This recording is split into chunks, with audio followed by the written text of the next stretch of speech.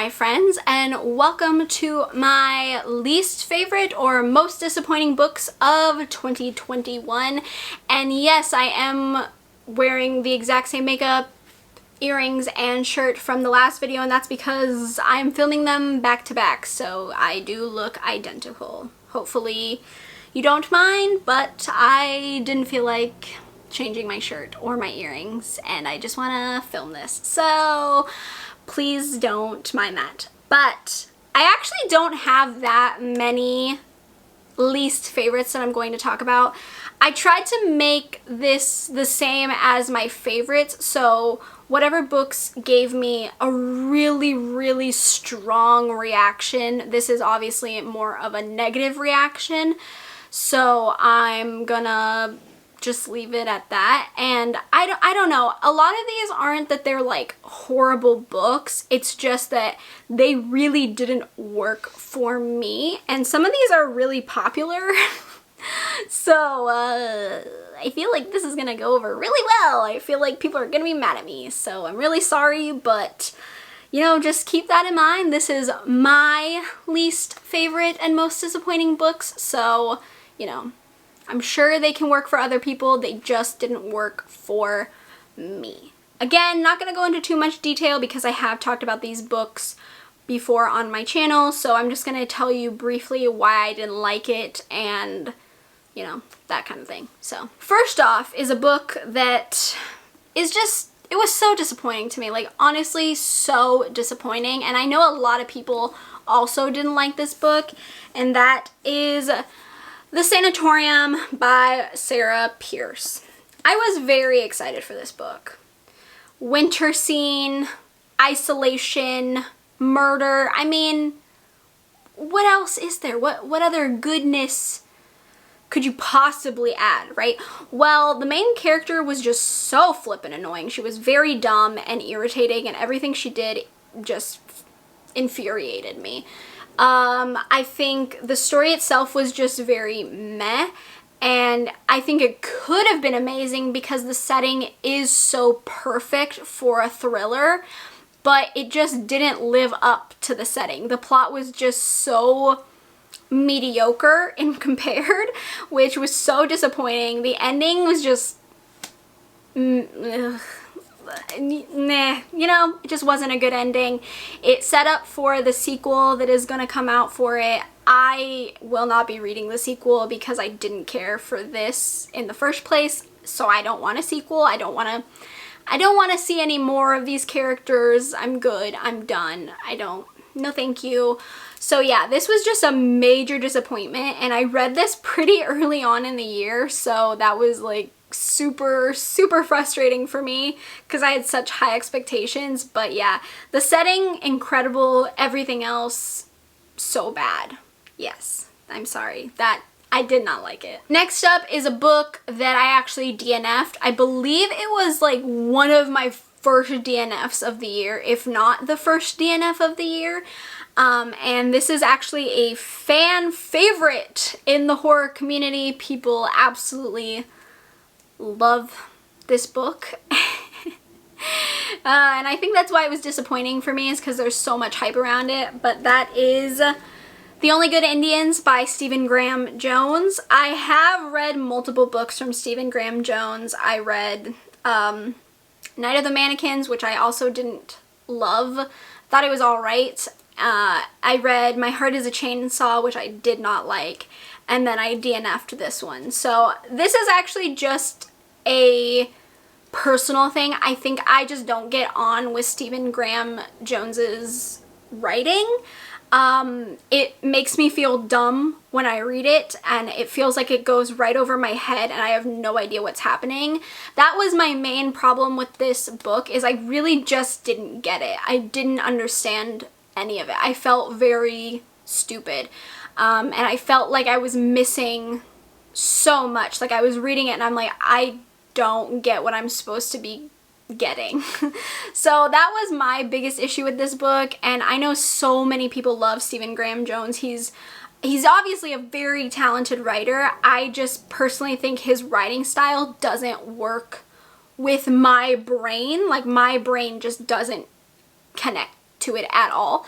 And so that's just a personal thing. So this isn't like a least favorite book. This is more just like super disappointing for me because I know so many people loved it and I was just so not getting what everyone else got. So I'm just sad. I'm just really sad. I'm sad.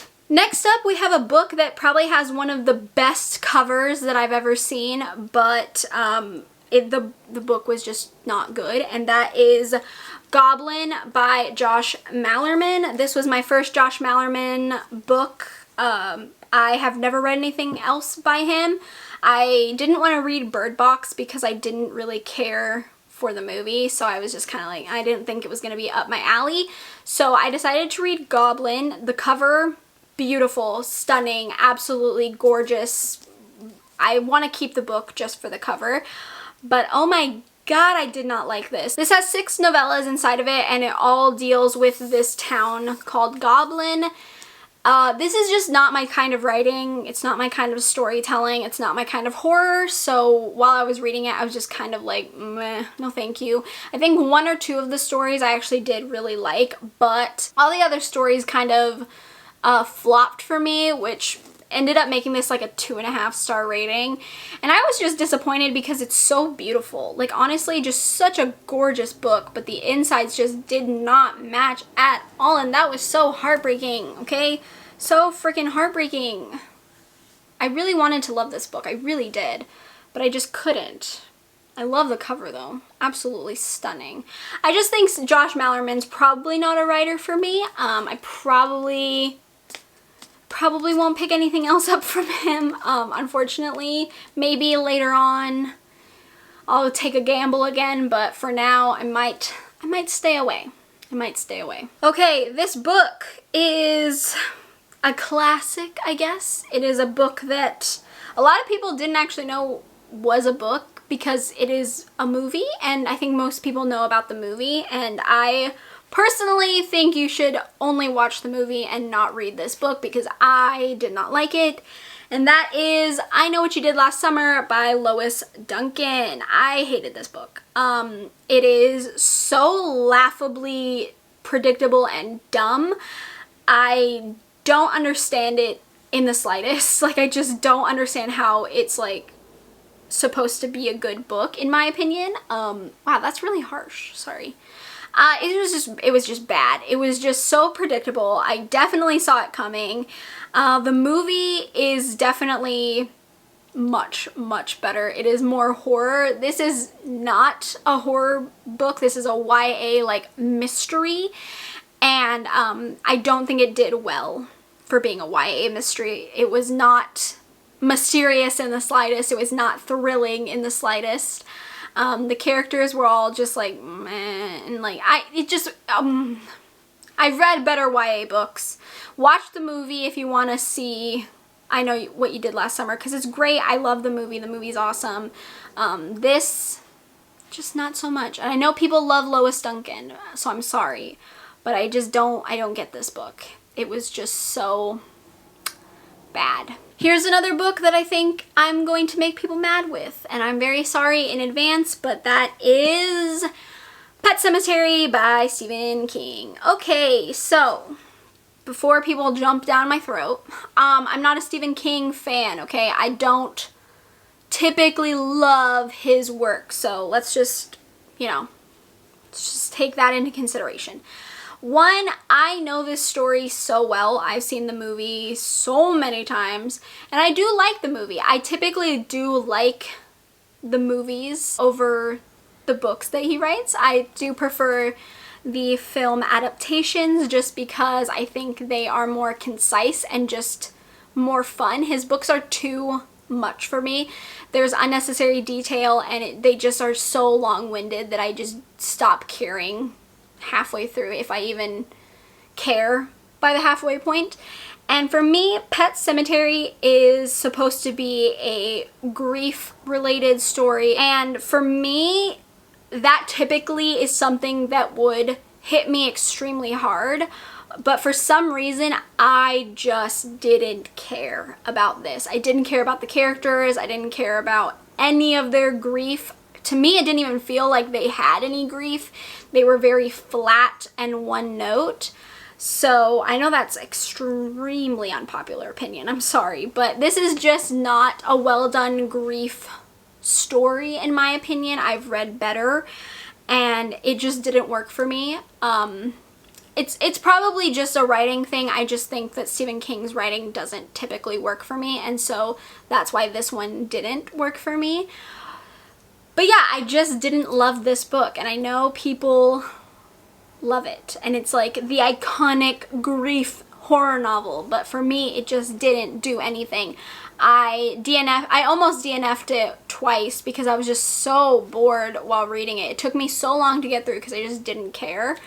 So yeah, I'm sorry if you love Pet Sematary. I'm sorry. I just don't get it. I'm sorry. Okay, on to this book. This book I don't even want to talk about because I'm just so irritated with it. Just looking at it makes me angry. Oh, and that is Behind Her Eyes by Sarah Pinborough. Okay. This thriller, okay? Alright. The first half had me, okay? I was into it. I was like, yes, this is intriguing. And then the second half made me want to bash my head into a wall because it takes a turn that is so dumb, in my opinion, and so far out of left field that I just don't understand why. It was just so strange and it didn't make any sense to where the story was going before.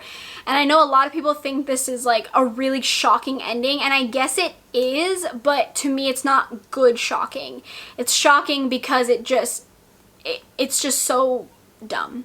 I'm sorry, I know that's so mean, but it's just such a dumb ending. Oh my god, why? Why did you have to end it like this? I don't get it. I don't understand why you took a perfectly good thriller and ruined it.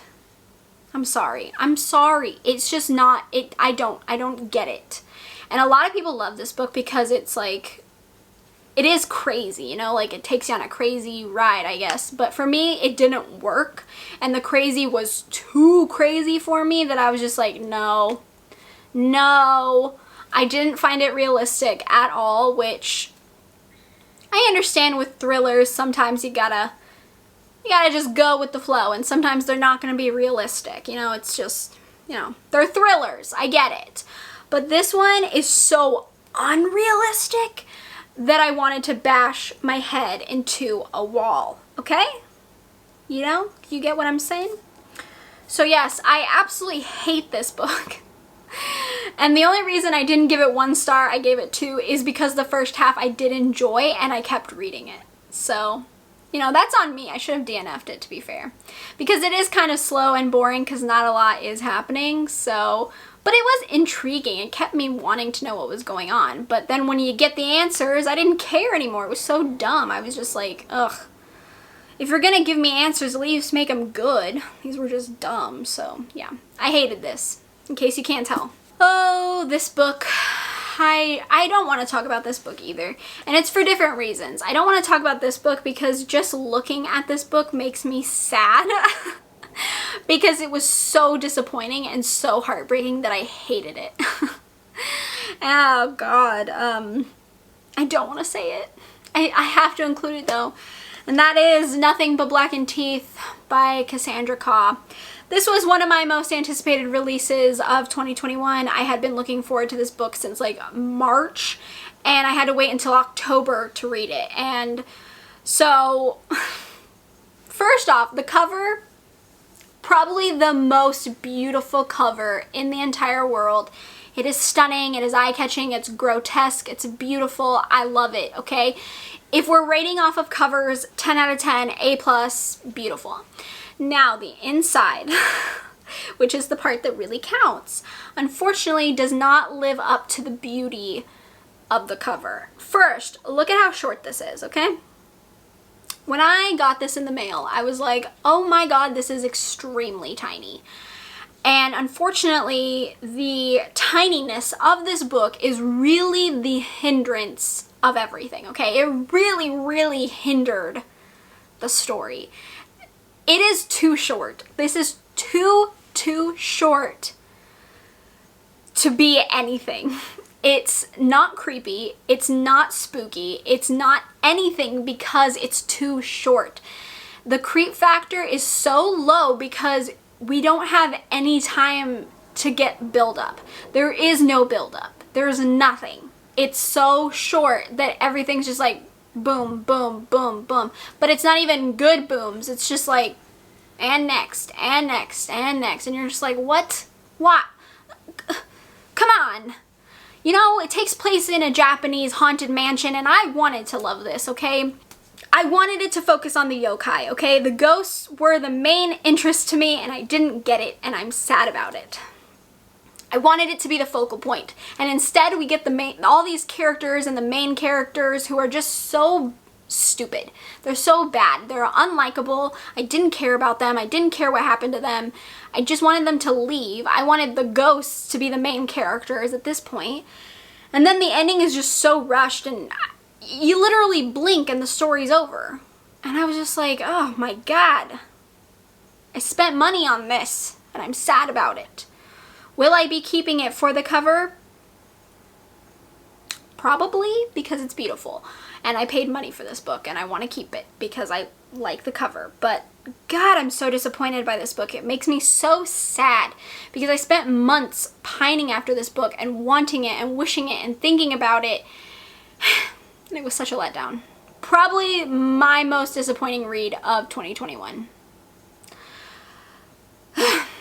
Okay, next up is another book that I think people are not going to be happy with me for including, but I'm sorry, this is my least favorite / most disappointing list, and I have to include my least favorites and most disappointing.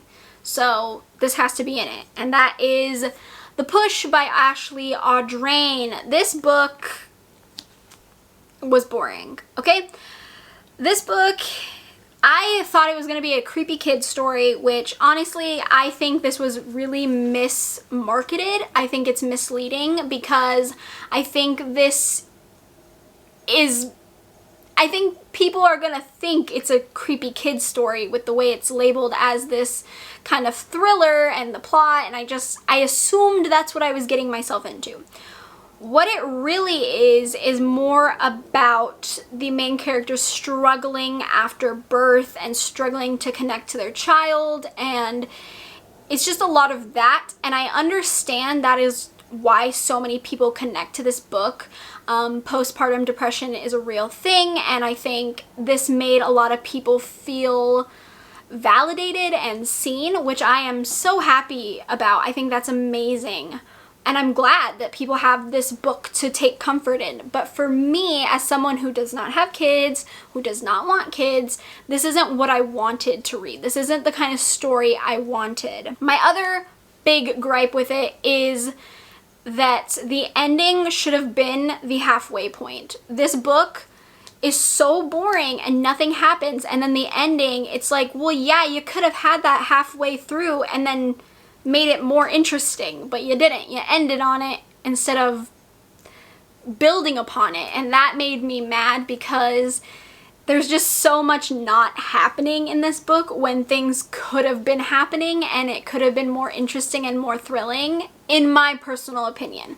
So for me, this book just doesn't work. I am not its target audience. I'm glad so many people love it, but this was such a disappointment for me because it is not what I wanted it to be at all. And the last disappointing book of 2021, which is funny because I had 2 Darcys on my favorites list, so I guess it's only fair that I put a Darcy in my least favorites.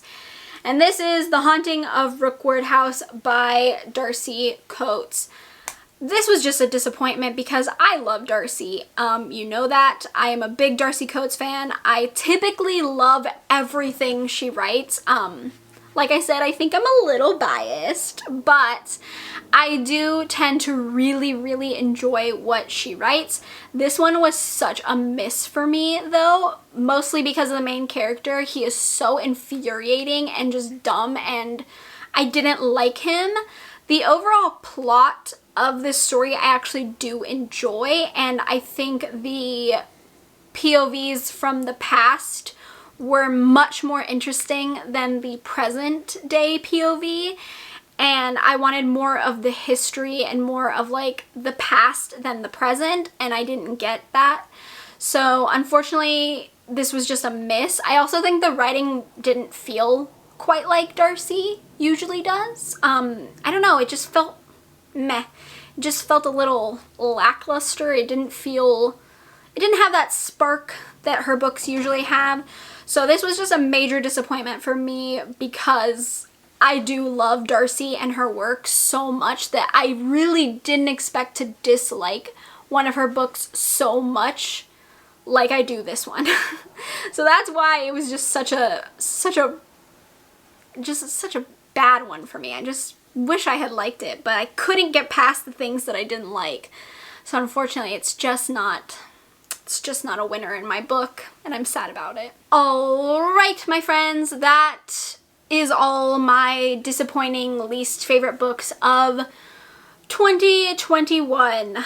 There's not that many compared to the ones that I did enjoy, which is actually really good, and I'm actually pretty pleased with that. I'm glad that I didn't dislike as many or more books than I did like and love, so I'm happy about that. I'm happy. I think that's a good thing, a win-win, you know?